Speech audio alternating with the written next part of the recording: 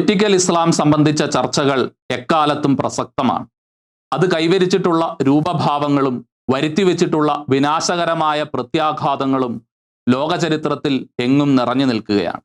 2022 ജനുവരി 7 മുതൽ 9 വരെ ആലുവയിൽ നടന്ന മുജാഹിദ് സ്റ്റുഡൻസ് മൂവ്മെന്റിന്റെ 25ാമത് പ്രൊഫോൺ സെഷനുകളിൽ ഒന്നിനെ അഭിസംബോധന ചെയ്തുകൊണ്ട് doctor A I Abdul Majeed Swalahi നടത്തിയ പ്രസംഗം ഇപ്പോൾ വ്യാപകമായി ചർച്ച ചെയ്യപ്പെട്ടുകൊണ്ടിരിക്കുകയാണ്. പ്രസംഗത്തിൽ അദ്ദേഹം പറഞ്ഞതിൽ ചില ആശയങ്ങൾ ഇവയാണ്. ഇന്ത്യയിലെ മുസ്ലിങ്ങളുടെ ഏറ്റവും വലിയ ശത്രു പൊളിറ്റിക്കൽ ഇസ്ലാമിനുള്ളിലെ ഇരുണ്ട ശക്തികളാണ്. തീവ്രവാദ ഗ്രൂപ്പുകളുടെ പ്രവർത്തനങ്ങൾ അടക്കി നിർത്തിക്കൊണ്ട് പലയിടത്തും മുസ്ലിങ്ങളുടെ സമാധാനപരമായ ജീവിതം നമുക്ക് സുരക്ഷിതമാക്കാൻ കഴിയും. ഈ തീവ്രവാദ ഗ്രൂപ്പുകളെ നിയന്ത്രിക്കാൻ കഴിയാത്ത സ്ഥലങ്ങളിൽ മുസ്ലിങ്ങളുടെ ജീവിതം ദുരിതപൂർണമായിരിക്കുന്നു എന്നതിൽ സംശയമില്ല. മുസ്ലിങ്ങളെ ഏറ്റവും കൂടുതൽ പരിഹസിക്കുന്നത് പൊളിറ്റിക്കൽ ഇസ്ലാമിന്റെ മാരകമായ രൂപങ്ങളാണ് എന്ന് മറ്റു രാജ്യങ്ങളിൽ ഒന്ന് കണ്ണോടിച്ചാൽ കാണാൻ കഴിയും. കേരളത്തിലും ഇത് വ്യാപകമാണ്. സിമിയിൽ നിന്നും NDF-ൽ നിന്നും ഉടലെടുത്ത SDPI, PFI തുടങ്ങിയ പൊളിറ്റിക്കൽ ഇസ്ലാമിന്റെ മാരകമായ രൂപങ്ങൾ കേരളത്തിലെ മുസ്ലിങ്ങളെ തുടർച്ചയായി അസ്വസ്ഥമാക്കുന്നവയാണ്. പൊളിറ്റിക്കൽ ഇസ്ലാമിന്റെ വക്താക്കൾ ഈ വിഷം നമ്മുടെ ക്യാമ്പസുകളിൽ നിറയ്ക്കാൻ നിരന്തരം ശ്രമിച്ചുകൊണ്ടിരിക്കുന്നു. അതുകൊണ്ട് ഈ പ്രവണതയെ ബൗദ്ധികമായി ചെറുക്കേണ്ടത് നമ്മൾ തന്നെയാണ്. സ്വലാഹിയുടെ ഈ വാക്കുകൾ ഇസ്ലാമിനുള്ളിൽ നിന്ന് തന്നെ പുറപ്പെടുമ്പോൾ പൊളിറ്റിക്കൽ ഇസ്ലാമിനെ അതിൻ്റെ യഥാർത്ഥ സ്വരൂപത്തിൽ തിരിച്ചറിയുക എന്ന ഗൗരവതരമായ ബാധ്യത കേരള സമൂഹത്തിന് വന്നു ചേരുകയാണ്. ഈ പശ്ചാത്തലത്തിൽ പൊളിറ്റിക്കൽ ഇസ്ലാമിന്റെ ചരിത്രവും വർത്തമാനകാല ഗതിവിഗതികളും വിലയിരുത്താൻ സത്യാന്വേഷി ശ്രമിക്കുന്നു. KCBC-യുടെ മുൻ ഡെപ്യൂട്ടി സെക്രട്ടറി ജനറൽ ആയിരുന്ന ഫാദർ വർഗീസ് വള്ളിക്കാട്ട് വിവിധ സമയങ്ങളിലായി തയ്യാറാക്കിയ ലേഖനങ്ങളാണ് ഈ ലക്കം സത്യാന്വേഷിയുടെ ഉള്ളടക്കം. ഏവർക്കും സ്വാഗതം.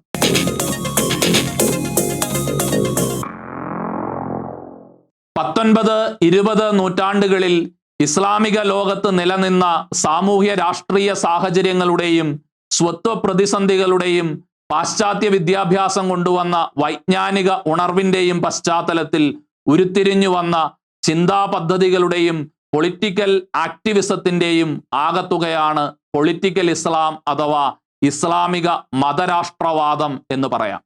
20ാം നൂറ്റാണ്ടിൽ ഉണ്ടായ ഇസ്ലാമിക നവീകരണ പുനരുജ്ജീവന പരിശ്രമങ്ങളെല്ലാം തന്നെ 1924-ലെ ഒട്ടോമൻ കാലിഫേറ്റിന്റെ ഉന്മൂലനത്തോടുള്ള പ്രതികരണങ്ങളായിരുന്നു എന്ന് പറയുന്നതിലും അതിശയോക്തിയില്ല.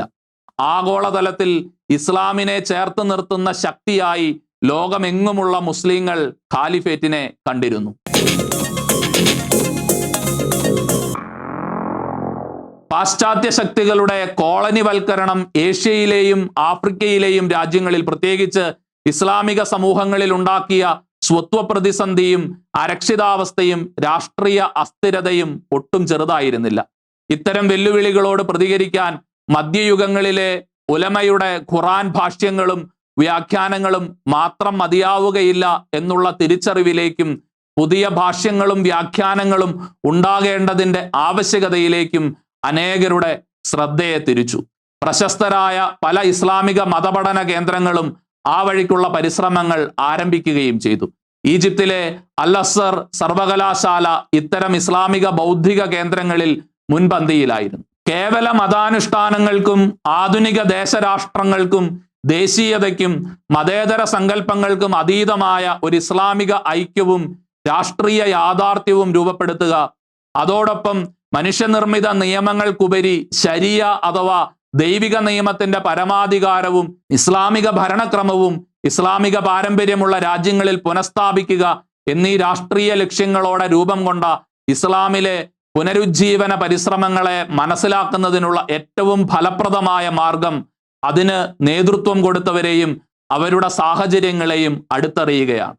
ഇസ്ലാം പുനരുജ്ജീവന പ്രക്രിയയ്ക്ക് നേതൃത്വം കൊടുത്തവരിൽ പ്രമുഖർ ജലാലുദ്ദീൻ അൽ അഫ്ഗാൻ, മുഹമ്മദ് അബ്ദു, മുഹമ്മദ് റഷീദ് റീധ, ഹസൻ അൽ ബന്ന, അബ്ദുൾ ആല മൗമൂദി, സയ്യിദ് ബുദ്വക്, അബ്ദുള്ള യൂസുഫ് അസദ് എന്നിവരാണ്.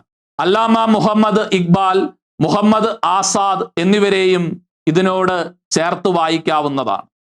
ഇവരുടെ ആശയ ലോകത്തിലൂടെ കടന്നു പോകുന്ന ഒരാൾക്ക് ആധുനിക ഇസ്ലാമിക ചിന്ത എങ്ങനെയാണ് തീവ്ര മതരാഷ്ട്ര ചിന്തയിലേക്ക് പരിവർത്തനപ്പെട്ടത് എന്ന് മനസ്സിലാക്കാൻ ഒരിക്കലും പ്രയാസമുണ്ടാവുകയില്ല.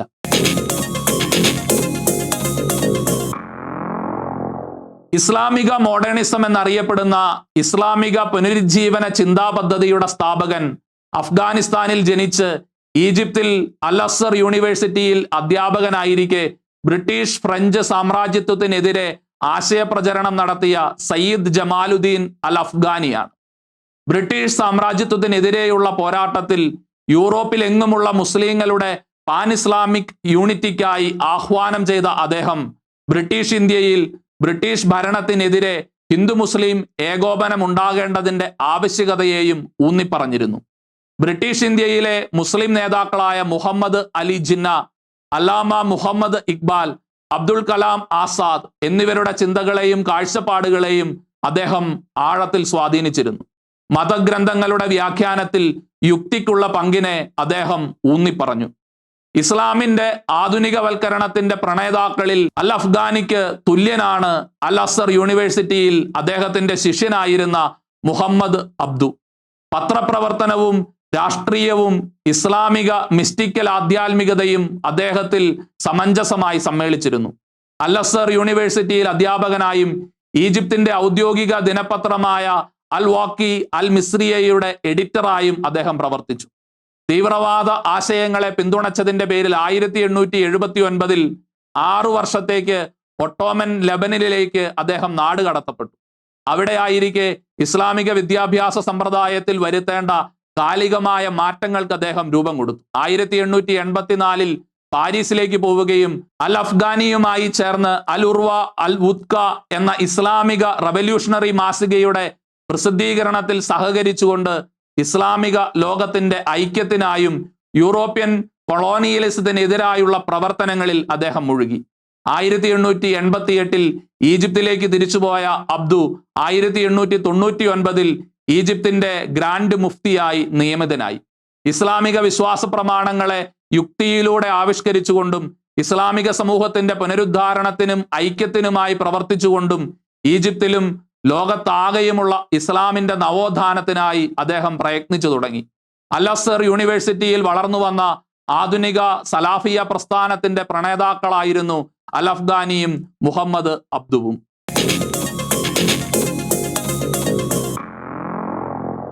ഇരുപതാം നൂറ്റാണ്ടിലെ ഇസ്ലാമിസ്റ്റ് ചിന്തകർക്ക് ഇസ്ലാമിക രാഷ്ട്രം അഥവാ ഇസ്ലാമിക സ്റ്റേറ്റ് എന്ന ലക്ഷ്യത്തോടു കൂടിയ ഒരു രാഷ്ട്രീയ പ്രത്യയശാസ്ത്ര നിർമ്മിതിക്ക് പ്രചോദനം നൽകിയവരിൽ പ്രമുഖനായിരുന്നു ജമാലുദ്ദീൻ അൽ അഫ്ഗാനിയുടെയും മുഹമ്മദ് അബ്ദുവിന്റെയും ആശയങ്ങളിൽ ആകൃഷ്ടനും അബ്ദുവിന്റെ ശിഷ്യരിൽ ഒരുവനുമായ മുഹമ്മദ് റഷീദ് റീധ.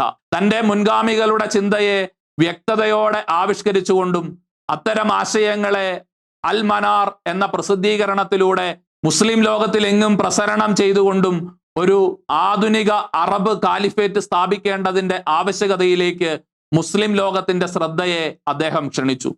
തഫ്സീർ അൽ മനാർ എന്ന 12 വോള്യങ്ങളുള്ള ഖുറാൻ ഭാഷ്യം രചിച്ചുകൊണ്ട് അദ്ദേഹം ഇസ്ലാമിക ഭരണം ദൈവിക നിയമത്തിന് വിധേയമായിരിക്കണം എന്ന് വാദിച്ചു.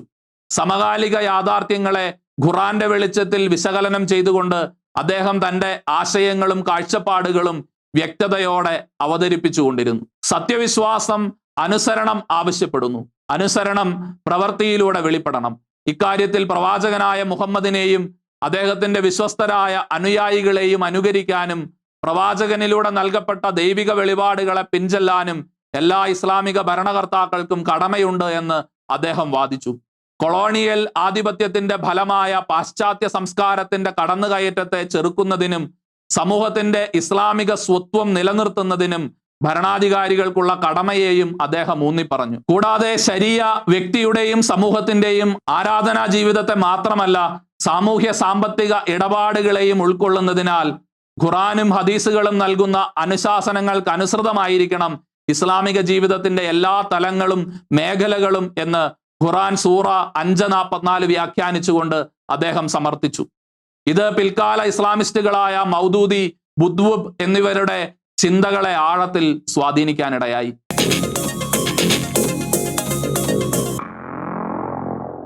ഷെയ്ഖ് ഹസൻ അഹ്മദ് അബ്ദുൽ റഹ്മാൻ മുഹമ്മദ് അൽ ബന്ന എന്ന ഹസൻ അൽ ബന്ന ഈജിപ്തിലും ഇസ്ലാമിക ലോകത്താകമാനവും വമ്പിച്ച സ്വാധീനമുള്ള മുസ്ലിം ബ്രദർഹുഡ് എന്ന സംഘടനയുടെ സ്ഥാപകനും ആധുനിക ഇസ്ലാമിസ്റ്റ് ചിന്തകരിൽ പ്രമുഖനുമാണ്.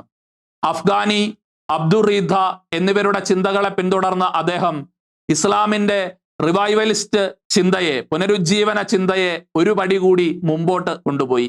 ഇസ്ലാം ഒരു സമ്പൂർണ്ണ ജീവിത പദ്ധതിയാണ് എന്നും അതിന്റെ ഒരേ ഒരു ഭരണഘടനാ തത്വം ശരീഅ ആണെന്നും അതിനാൽ വ്യക്തി ജീവിതത്തോടൊപ്പം സമൂഹത്തിന്റെ സാമ്പത്തിക, രാഷ്ട്രീയ, സാംസ്കാരിക മണ്ഡലങ്ങളെല്ലാം ഇസ്ലാമികവൽക്കരിക്കപ്പെടേണ്ടതിന്റെ അനിവാര്യതയെയും അദ്ദേഹം സമർത്ഥിച്ചു. ഇസ്ലാമിനെ ഒരു പ്രത്യയശാസ്ത്രമായി വികസിപ്പിക്കുന്നതിൽ അദ്ദേഹത്തിന്റെ രചനകൾ മുഖ്യ പങ്കുവഹിച്ചു. ഇസ്ലാമിക സാമൂഹിക നിർമ്മിതി ലക്ഷ്യമാക്കി ക്രമാനുഗതമായി നടപ്പിലാക്കേണ്ട സാമൂഹിക, സാമ്പത്തിക, രാഷ്ട്രീയ മാറ്റങ്ങൾ അദ്ദേഹം വിഭാവനം ചെയ്തു. ഇസ്ലാമിക് നൈതികതയും ധാർമ്മികതയും സമൂഹത്തിൽ നടപ്പിൽ വരുത്താൻ അദ്ദേഹം ഈജിപ്ഷ്യൻ ഭരണകൂടത്തെ നിർബന്ധിച്ചു. 1924 ഒട്ടോമൻ കാലിഫേറ്റ് നിർത്തലാക്കിയതിനെ പാശ്ചാത്യ ശക്തികളുടെ ഗൂഢാലോചനയും എല്ലാ വിഭാഗം മുസ്ലിങ്ങൾക്കുമെതിരെയുള്ള യുദ്ധപ്രഖ്യാപനവുമായി വിശേഷിപ്പിക്കുകയും കൊളോണിയൽ ശക്തികൾക്കെതിരെ സായുധ സമരത്തിന് മുസ്ലിം ലോകത്തെ ആകമാനം ആഹ്വാനം ചെയ്യുകയും ചെയ്തു. 1928 മുസ്ലിം ബ്രദർഹുഡ് സ്ഥാപിക്കുകയും സമൂഹത്തിന്റെ എല്ലാ തലങ്ങളിലേക്കും ബ്രദർഹുഡിന്റെ പ്രവർത്തനം വ്യാപിപ്പിക്കുകയും ചെയ്തു. സംഘടനയ്ക്കുള്ളിൽ ഒരു രഹസ്യ സൈനിക സംവിധാനവും രൂപപ്പെടുത്തി. യഹൂദർക്കെതിരെയുള്ള അറബികളുടെ പോരാട്ടത്തിലും 1948 അറബ് ഇസ്രായേൽ യുദ്ധത്തിലും പലസ്തീനൊപ്പം ബ്രദർഹുഡ് യുദ്ധത്തിൽ പങ്കെടുത്തു. പലസ്തീനിയൻ പ്രശ്നത്തെ അറബ് രാജ്യങ്ങളുടെ ഒരു പൊതുവിഷയമാക്കി മാറ്റുന്നതിൽ ബ്രദർഹുഡ് മുഖ്യ പങ്കുവഹിച്ചു. ഈജിപ്തിൽ സ്വാതന്ത്ര്യ പ്രാപ്തിക്ക് ശേഷവും തുടരുന്ന കൊളോണിയൽ ആധിപത്യത്തിനെതിരെ ശക്തമായ പ്രതിരോധം തീർത്തു. കൊളോണിയൽ ശക്തികൾക്കെതിരെ ആയുധമേന്തി ജിഹാദിലേർപ്പെടാനുള്ള കർത്തവ്യത്തിൽ നിന്ന് ഒരു മുസ്ലിമിനും ഒഴിവില്ല എന്ന് അൽ ബന്ന പ്രഖ്യാപിച്ചു. തികച്ചും ആശയതലത്തിൽ ആരംഭിച്ച ഇസ്ലാമിക് റിവൈവലിസം അഥവാ പുനരുജ്ജീവനം അൽ ബന്നയിലെത്തിയപ്പോൾ ആയുധമേന്തിയുള്ള പോരാട്ടത്തിലേക്ക് കടക്കുന്നതാണ് നമ്മൾ കാണുക. 1948 ഡിസംബറിൽ ഈജിപ്ഷ്യൻ പ്രധാനമന്ത്രിയായിരുന്ന മുഹമ്മദ് നക്രാഷിയെ ബ്രദർഹുഡ് വധിച്ചതിനെ തുടർന്ന് 1949 ഈജിപ്ഷ്യൻ രഹസ്യ പോലീസ് ബന്നയെ വധിച്ചു. കഴിഞ്ഞ ഒരു നൂറ്റാണ്ടിൽ ഇസ്ലാമിക ലോകത്തുണ്ടായ ചലനങ്ങൾക്ക് ചുക്കാൻ പിടിച്ച പ്രസ്ഥാനങ്ങളിൽ ഒന്നാണ് മുസ്ലിം ബ്രദർഹുഡ്. ഔദ്യോഗിക തലസ്ഥാനം കെയ്റോ ആണെങ്കിലും ഈജിപ്തിൽ വിലക്ക് നേരിടുന്നതിനാൽ ഇപ്പോൾ ഈസ്താംബൂളിലും ഖത്തറിലും ലണ്ടനിലുമായി ബ്രദർഹുഡ് ലോകമാകെയുള്ള ഇസ്ലാമിസ്റ്റ് പ്രസ്ഥാനങ്ങൾക്ക് ശക്തി പകർന്നുകൊണ്ടിരിക്കുകയാണ്. അൽ ബന്നയുടെ ആശയങ്ങളോടൊപ്പം പ്രസ്ഥാനത്തെ നയിക്കുന്ന പ്രധാന പ്രത്യയശാസ്ത്ര വിശാരദൻ സലഫി ജിഹാദിസത്തിന്റെ പ്രണേതാവായ സയ്യിദ് ബുദ്വൂബ് ആണ്.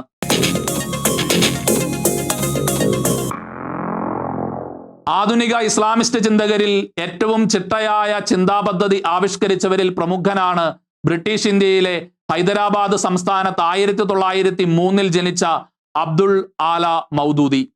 ഇസ്ലാമിന്റെ പുനരുജ്ജീവനത്തോടൊപ്പം ശരിയായ ഇസ്ലാം പ്രചരിപ്പിക്കുന്നതിലും അദ്ദേഹം ബദ്ധശ്രദ്ധനായിരുന്നു. ബ്രിട്ടീഷ് ഇന്ത്യയിൽ ശരിയയും ഇസ്ലാമിക സംസ്കാരവും പുനഃസ്ഥാപിക്കുന്നതിലൂടെ പാശ്ചാത്യ സംസ്കാരത്തിന്റെ തിന്മകളായ മതേതരത്വം, ദേശീയത, സോഷ്യലിസം എന്നിവയെ ഉന്മൂലനം ചെയ്യുകയും ബ്രിട്ടീഷുകാരെ തുരത്തി ഇന്ത്യയിൽ ഇസ്ലാമിക ഭരണം പുനഃസ്ഥാപിക്കുകയും ചെയ്യുക എന്നതായിരുന്നു മൗദൂദിയുടെ ലക്ഷ്യം. അതിനാൽ തന്നെ സ്വാതന്ത്ര്യ സമര കാലഘട്ടത്തിൽ ഇന്ത്യ വിഭജനത്തെ അദ്ദേഹം എതിർത്തിരുന്നു. എന്നാൽ മുസ്ലിം ലീഗിന്റെ താല്പര്യപ്രകാരം ഇന്ത്യയുടെ മുസ്ലിം ഭൂരിപക്ഷ പ്രദേശങ്ങൾ ചേർത്ത് പാകിസ്ഥാൻ സ്ഥാപിതമായി കഴിഞ്ഞപ്പോൾ പാകിസ്ഥാനെ ഒരു മാതൃക ഇസ്ലാമിക് സ്റ്റേറ്റ് ആക്കുന്നതിൽ അദ്ദേഹം ബദ്ധശ്രദ്ധനായി. ഇതിനായി ഈജിപ്തിൽ മുസ്ലിം ബ്രദർഹുഡ് നടത്തുന്ന പ്രവർത്തനങ്ങളുടെ മാതൃകയിൽ മൗദൂദി 1941 ബ്രിട്ടീഷ് ഇന്ത്യയിൽ സ്ഥാപിച്ച ജമാഅത്തെ ഇസ്ലാമി എന്ന രാഷ്ട്രീയ പ്രസ്ഥാനത്തിലൂടെ അദ്ദേഹം തന്റെ പ്രവർത്തനങ്ങൾ മുന്നോട്ട് കൊണ്ടുപോയി. പൊളിറ്റിക്കൽ ഇസ്ലാമിന്റെ ഏറ്റവും ചിട്ടയായതും വികസിതവുമായ രൂപമാണ് മൗദൂദിയിൽ നമ്മൾ കാണുന്നത്. 1939 ലാഹോറിൽ നടത്തിയ പ്രഭാഷണത്തിൽ വെച്ച് ഇസ്ലാമിക വിദ്യാഭ്യാസത്തെ ഒരു രാഷ്ട്രീയ രൂപമായും ഇസ്ലാമിനെ ഖുറാനിൽ അധിഷ്ഠിതമായ ഒരു സമ്പൂർണ്ണ ജീവിത പദ്ധതിയായും അദ്ദേഹം വിശേഷിപ്പിച്ചു. മൗദൂദി തന്റെ ആശയങ്ങൾക്ക് അടിസ്ഥാനമാക്കിയത് ഹാക്കിമിയത്ത് എന്ന ആശയമാണ്. മനുഷ്യ സമുദായത്തിന് മേൽ നിയമപരവും രാഷ്ട്രീയവുമായ പരമാധികാരമുള്ളത് അള്ളാഹുവിന് മാത്രമാകയാൽ മനുഷ്യവർഗത്തിനു വേണ്ടി നിയമം നിർമ്മിക്കാനുള്ള അധികാരവും അള്ളാഹുവിൽ നിക്ഷിപ്തമാണ്. അള്ളാഹുവിന്റെ പരമാധികാരം അംഗീകരിക്കുന്ന ഇസ്ലാമിക് സ്റ്റേറ്റിന് മാത്രമേ അള്ളാഹുവിന്റെ നാമത്തിൽ ജനങ്ങൾക്ക് വേണ്ടി നിയമം നിർമ്മിക്കാൻ അവകാശമുള്ളൂ. നിയമത്തിന്റെ ഉറവിടം സംബന്ധിക്കുന്ന ഈ തിയറിയാണ് ഇസ്ലാമിക് സ്റ്റേറ്റിന് അടിസ്ഥാന ന്യായീകരണമായി അദ്ദേഹം മുന്നോട്ട് വെക്കുന്നത്. അള്ളാഹുവിന്റെ പരമാധികാരം അംഗീകരിക്കാത്ത ഒരുവൻ അല്ലെങ്കിൽ ഒരു സമൂഹം അല്ലെങ്കിൽ ഒരു സ്റ്റേറ്റ് അള്ളാഹുവിന്റെ സ്ഥാനത്ത് സ്വയം പ്രതിഷ്ഠിക്കുന്നതും നിയമനിർമ്മാണം നടത്തുന്നതും സ്വയം ദൈവമാകാൻ ശ്രമിക്കലാണ്. ഇത് ത്വാഗൂത്ത് അഥവാ വിഗ്രഹാരാധനയാണ്. അള്ളാഹുവിന് സഹകാരികളുണ്ട് എന്ന് പറയുന്നതിന് തുല്യമാണത്. അത് ഖുർആൻ വിരുദ്ധവും ശിക്ഷാർഹവുമാണ്. നിയമനിർമ്മാണ അധികാരവും അതിൽ നിന്ന് വരുന്ന രാഷ്ട്രീയ പരമാധികാരവുമുള്ള അള്ളാഹുവിന് സ്വയം കീഴ്പ്പെടുവാനുള്ള സ്വാതന്ത്ര്യം ഓരോ വ്യക്തിക്കുമുണ്ട്. അതിന് തയ്യാറാകാത്ത വ്യക്തികളും സംവിധാനങ്ങളും രാഷ്ട്രീയ രൂപങ്ങളും ജാഹിലിയ അഥവാ ശിർക്ക് ആണ്. ജാഹിലിയ എന്നാൽ ബഹുദൈവാരാധനയുടെ രാഷ്ട്രീയ സ്വരൂപങ്ങളായ പ്രത്യയശാസ്ത്രങ്ങളും ഭരണാധികാരികളുമാണ്. അതായത് മനുഷ്യനിർമ്മിത നിയമങ്ങളും അവയിൽ അധിഷ്ഠിതമായ ഭരണഘടനകളും അവ നടപ്പിൽ വരുത്തുന്ന ഭരണകൂടങ്ങളും സംവിധാനങ്ങളും ഇസ്ലാമിക വിരുദ്ധവും ശിർക്കുമാണ്.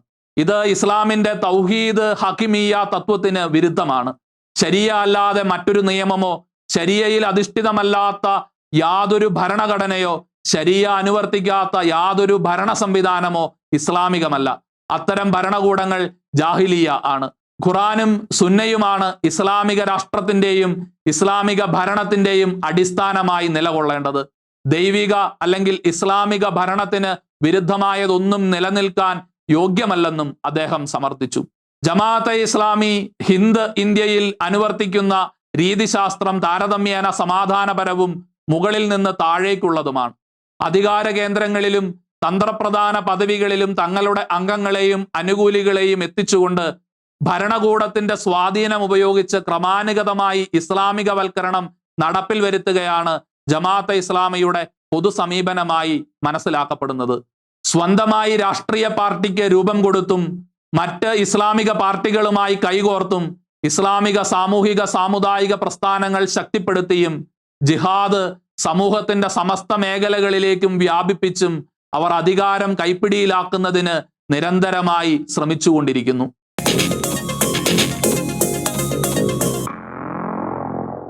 ഹക്കിമിയത്ത് എന്ന ആശയമാണ് ഇസ്ലാമിസ്റ്റ് ചിന്തയുടെ അടിസ്ഥാനം എന്ന് പറഞ്ഞു കഴിഞ്ഞു. ഈ അടിസ്ഥാന ആശയത്തിൽ നിന്നാണ് സയ്യിദ് ബുദ്വബ് തൗഹീദ് അൽ ഹക്കിമിയ എന്ന ആദർശം രൂപപ്പെടുത്തിയത്.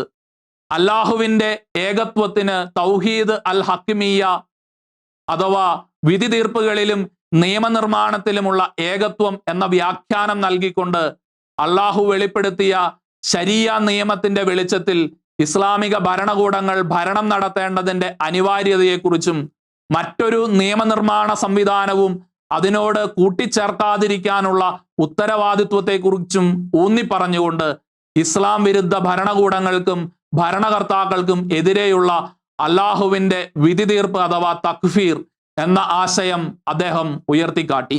പല ആധുനിക മുസ്ലിം ഭരണകൂടങ്ങളും ഇസ്ലാമിക ഭരണമല്ല നടത്തുന്നത് എന്ന സലഫി ജിഹാദിസ്റ്റുകളുടെ നിലപാടിന് ഇത് ദൈവശാസ്ത്രപരമായ അടിത്തറയൊരുക്കി. അത്തരം ഭരണകൂടങ്ങൾ ഇസ്ലാമിക ലോകത്തിലെ ജാഹിലിയ ആണ്. അത്തരം കുഫ്ദ് അഥവാ ശിർക്ക് ഉന്മൂലനം ചെയ്യേണ്ടത് സത്യവിശ്വാസികളുടെ കടമയാണ് എന്നും ബുദ്വബ് സമർത്ഥിച്ചു. പ്രവാചകനും സ്വഹാബികളും ചെയ്തതുപോലെ ജാഹിലിയയോട് പോരാടാൻ തയ്യാറുള്ള സത്യവിശ്വാസികൾ ഇസ്ലാമിന്റെ ആദിമ രൂപത്തിലേക്കും ശുദ്ധതയിലേക്കും തിരികെ പോകണം.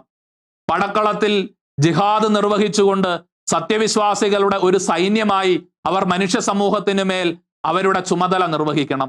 അങ്ങനെ ജിഹാദിലൂടെ ജാഹിലിയ ലോകത്തിന്റെ സമ്പൂർണ്ണ മാനസാന്തരം സാധ്യമാക്കണം. ഇതിനുള്ള മാർഗദർശനമാണ് 1964 തടവറയിൽ നിന്നും അദ്ദേഹം പ്രസിദ്ധീകരിച്ച വഴിയടയാളങ്ങൾ അല്ലെങ്കിൽ mile stones along the way എന്ന ഗ്രന്ഥം. തക്ഫീരികളുടെയും സലാഫി ജിഹാദിസ്റ്റുകളുടെയും എല്ലാവിധ ആധുനിക ഇസ്ലാമിക തീവ്രവാദ പ്രസ്ഥാനങ്ങളുടെയും പ്രവാചകനായി സയ്യിദ് ബുദ്വബിനെ വിശേഷിപ്പിക്കുന്നതിൽ അതിശയോക്തിയില്ല. 1966 ഈജിപ്ഷ്യൻ പ്രസിഡന്റിനെ വധിക്കാനുള്ള ഗൂഢാലോചന കുറ്റം ചുമത്തി ഈജിപ്ഷ്യൻ ഭരണകൂടം അദ്ദേഹത്തെ തൂക്കിക്കൊന്നു. എന്നാൽ ഇത് അദ്ദേഹത്തിന് മഹത്തായ ഒരു രക്തസാക്ഷി പരിവേഷം നൽകാനാണ് ഇടയാക്കിയത്.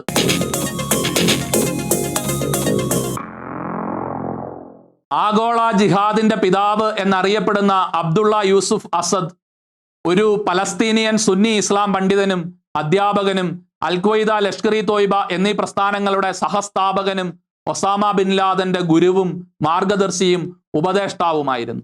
ഹസൻ അൽ ബന്നയുടെയും ബുദ്വിബിന്റെയും കൃതികളിൽ ആകൃഷ്ടനായ അദ്ദേഹം യൂണിവേഴ്സിറ്റി ഓഫ് ഡമാസ്കസിൽ ഫാക്കൽറ്റി ഓഫ് ശരിയായിൽ നിന്ന് ബിരുദം നേടുകയും തുടർന്ന് തന്റെ ജീവിതം ഇസ്ലാമിനായി സമർപ്പിക്കാൻ തീരുമാനിക്കുകയുമായിരുന്നു.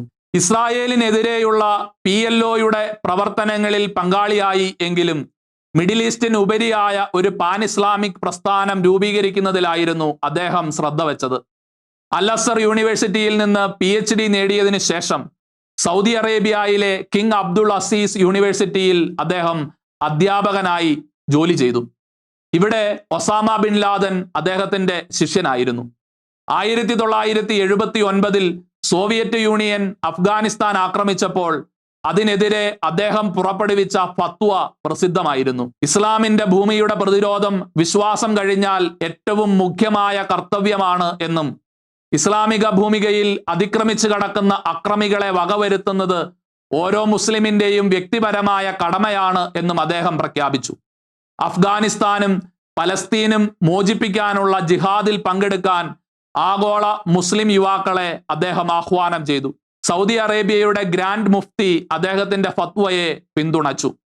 ക്രമേണ അദ്ദേഹം തന്റെ പ്രവർത്തന രംഗം പാകിസ്ഥാനിലേക്ക് മാറ്റുകയും ഇസ്ലാമാബാദ് ഇന്റർനാഷണൽ യൂണിവേഴ്സിറ്റിയിലും തുടർന്ന് പെഷവാറിലും അധ്യാപനം തുടരുകയും ചെയ്തു. അഫ്ഗാൻ യുദ്ധത്തിന് അന്താരാഷ്ട്ര തലത്തിൽ മുസ്ലിം യുവാക്കളെ ജിഹാദിനായി റിക്രൂട്ട് ചെയ്ത് പരിശീലിപ്പിക്കുന്നതിനായി പെഷവാറിനോട് ചേർന്ന അഫ്ഗാൻ അതിർത്തിയിൽ മക്തബ് അൽ ഖദാം എന്ന പേരിൽ ഗസ്റ്റ് ഹൗസുകൾ ആരംഭിക്കുകയും അവിടെ സൈനിക പരിശീലന സൗകര്യങ്ങൾ ഒരുക്കി 35,000-ഓളം യുവാക്കളെ പരിശീലനം നൽകി അഫ്ഗാനിസ്ഥാനിലേക്ക് അയക്കുകയും ചെയ്തു.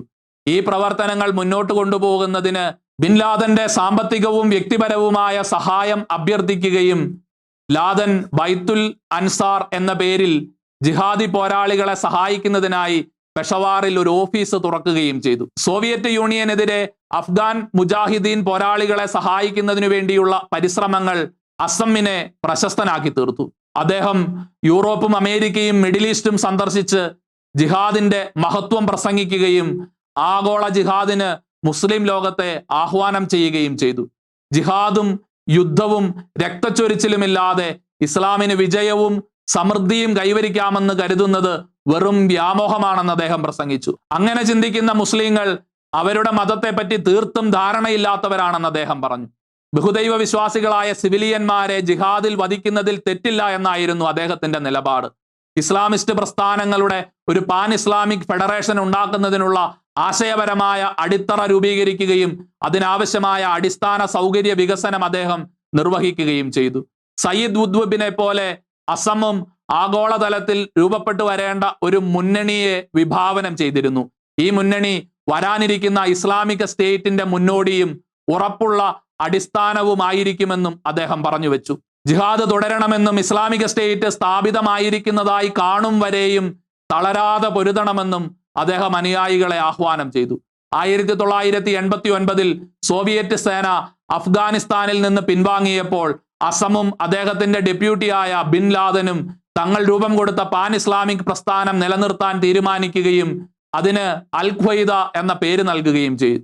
1989 പെഷവാറിൽ ഒരു കാർ ബോംബ് സ്ഫോടനത്തിൽ അസം കൊല്ലപ്പെട്ടു. അദ്ദേഹത്തിന്റെ ശിഷ്യനായ ബിൻ ലാദൻ ജിഹാദിന് പുതിയ മാനം നൽകാൻ ആരംഭിച്ചു. അനിസ്ലാമിക പ്രദേശങ്ങളിലെ അസംഖ്യം സിവിലിയന്മാരെ കൂട്ടക്കൊല ചെയ്യുന്നത് ജിഹാദിന്റെ പുതിയ രൂപമായി പ്രഖ്യാപിക്കുകയും പ്രയോഗത്തിൽ വരുത്തുകയും ചെയ്തു.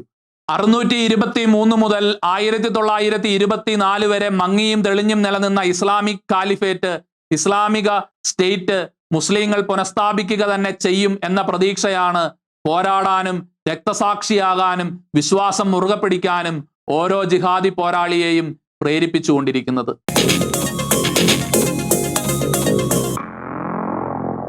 ഇസ്ലാം ഒരു മതമാണ് എന്ന് കരുതുന്നവരാണ് ഇസ്ലാം മതവിശ്വാസികളിൽ ബഹുഭൂരിപക്ഷവും.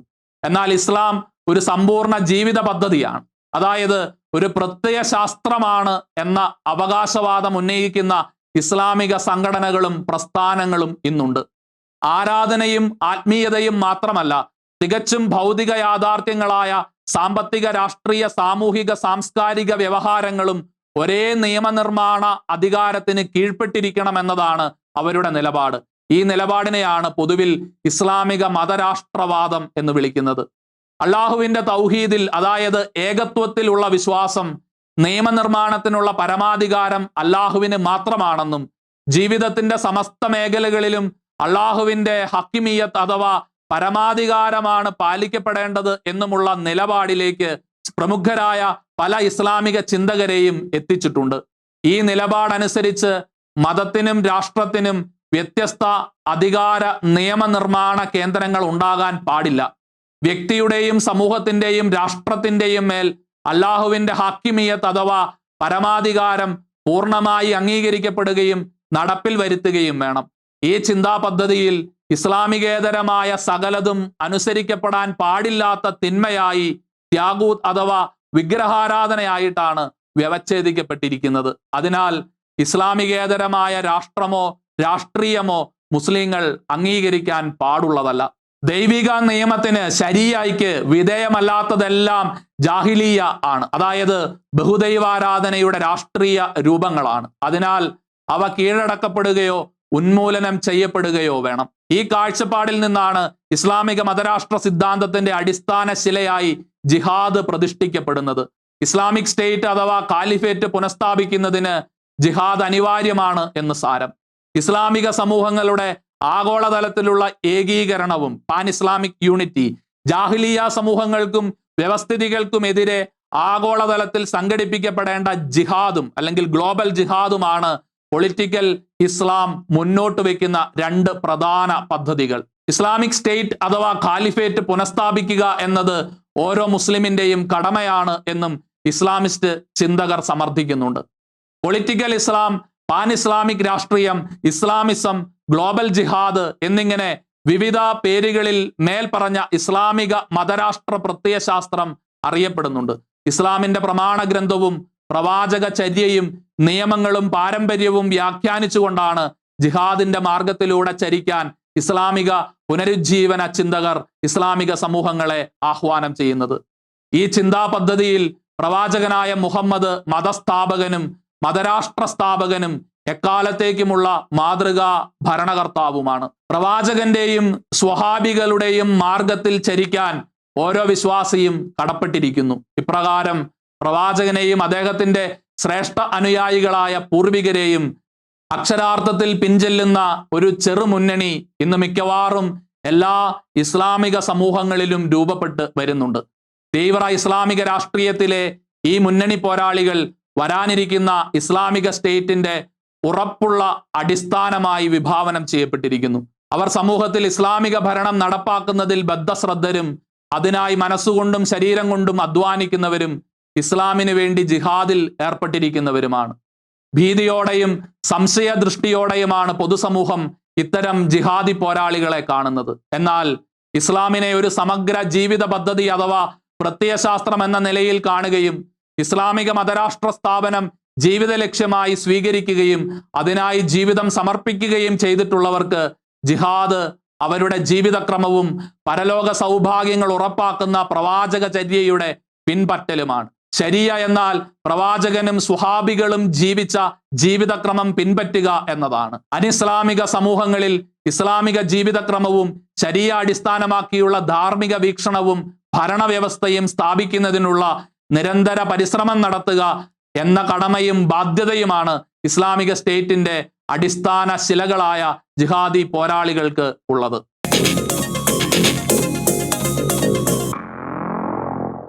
ഇസ്ലാമിക മോഡേണിസം വെളിപാടിന്റെ സ്ഥാനത്ത് യുക്തിവിചാരത്തെ പ്രതിഷ്ഠിക്കുകയും ഇസ്ലാമിനെ ഒരു സമ്പൂർണ്ണ ജീവിത പദ്ധതിയായി ചിത്രീകരിച്ചുകൊണ്ട് ഏകരൂപമായ ഒരു സിദ്ധാന്ത രൂപമായി വികസിപ്പിക്കുകയും ചെയ്തു. തന്മൂലം മതത്തിന്റെ സ്ഥാനത്ത് തീവ്ര സ്വഭാവമുള്ള പ്രത്യയശാസ്ത്രവും ദൈവിക കൃപാവരത്തിന്റെ സ്ഥാനത്ത് മനുഷ്യന്റെ ഇച്ഛാശക്തിയും പ്രതിഷ്ഠിക്കപ്പെട്ടു. വെളിപാടുകളിലെ കരുണാമയനായ ദൈവത്തിന്റെ സ്ഥാനത്ത് മനുഷ്യൻ രൂപം കൊടുത്ത പ്രവർത്തന മാർഗരേഖകൾ പ്രതിഷ്ഠിക്കപ്പെട്ടപ്പോൾ മാനവികതയ്ക്ക് പകരം പൈശാചികത വെളിപ്പെടുന്ന സംഭവ പരമ്പരകളാണ് ചരിത്രത്തിലും ആധുനിക ലോകത്തും അരങ്ങേറിയത്. ഇസ്ലാമിക തക്ഫീരി ജിഹാദിസം പോലുള്ള ഇസ്ലാമിക രാഷ്ട്രീയ രൂപങ്ങൾ ഇസ്ലാമിക രാജ്യങ്ങളുടെ നിലനിൽപ്പിന് തന്നെ ഭീഷണിയാണ്. സലാഫിയ ജിഹാദിസം ഇസ്ലാമിന്റെ ആദിമ രൂപങ്ങളിലേക്ക് തിരികെ പോകാനുള്ള നിരന്തര പ്രേരണയും ആഹ്വാനവുമാണ് വിശ്വാസികൾക്ക് നൽകിക്കൊണ്ടിരിക്കുന്നത്. ഇത് മനുഷ്യവംശത്തിന്റെ മുന്നോട്ടുള്ള പ്രയാണത്തിന് തടയിടുകയും ഓരോ കാലഘട്ടത്തെയും പ്രകാശമാനമാക്കാനുള്ള ദൈവിക വെളിപാടിന്റെ നിയോഗത്തിന് വിഘാതമുണ്ടാക്കുകയും ചെയ്യുന്നു. സലാഫിയ ജിഹാദിസത്തിന്റെ തീവ്ര വലതുപക്ഷ രൂപമായ വഹാബിസവും അന്യപ്രവേശനമില്ലാത്തതും നിഷേധാത്മകവുമായ നിലപാടുകളിലൂടെ സമൂഹത്തിന് ഭീഷണി ഉയർത്തുന്നതാണ്. മതഗ്രന്ഥങ്ങളെ വ്യാഖ്യാനിക്കുമ്പോൾ പുലർത്തേണ്ട മാനദണ്ഡങ്ങൾ സംബന്ധിച്ചും മതത്തിന്റെ മുഖ്യധാരാ സന്ദേശത്തിന് വിരുദ്ധമായ വ്യാഖ്യാനങ്ങൾ ഉണ്ടാകുന്നില്ല എന്ന് ഉറപ്പുവരുത്തുന്നതിനും ഓരോ മതസമൂഹവും നിതാന്ത ജാഗ്രത പുലർത്തേണ്ടതിന്റെ ആവശ്യകത സംബന്ധിച്ചും ഇസ്ലാമിക മതരാഷ്ട്ര പ്രത്യയശാസ്ത്രങ്ങൾ മനുഷ്യവംശത്തിന് മുന്നറിയിപ്പ് നൽകുകയാണ്. സത്യാന്വേഷിയുടെ ഈ എപ്പിസോഡ് ഇവിടെ പൂർണ്ണമാകുന്നു. തമസ്കരിക്കപ്പെടുകയും വളച്ചൊടിക്കപ്പെടുകയും ചെയ്യുന്ന സത്യങ്ങളും നിഷേധിക്കപ്പെടുന്ന നീതിക്ക് പിന്നിലെ ഗൂഢാലോചനകളും സത്യസഭയുടെ മായം ചേർക്കാത്ത പ്രബോധനങ്ങളും സത്യത്തോട് മാത്രം കൂറുപുലർത്തുന്ന നിലപാടുകളുമായി സത്യാന്വേഷി വീണ്ടും അടുത്തയാഴ്ച. നിങ്ങളുടെ അഭിപ്രായങ്ങളും നിർദ്ദേശങ്ങളും താഴെ കാണുന്ന ഇമെയിലിൽ ഞങ്ങൾക്ക് എഴുതുക. സത്യം നിങ്ങളെ സ്വതന്ത്രരാക്കട്ടെ.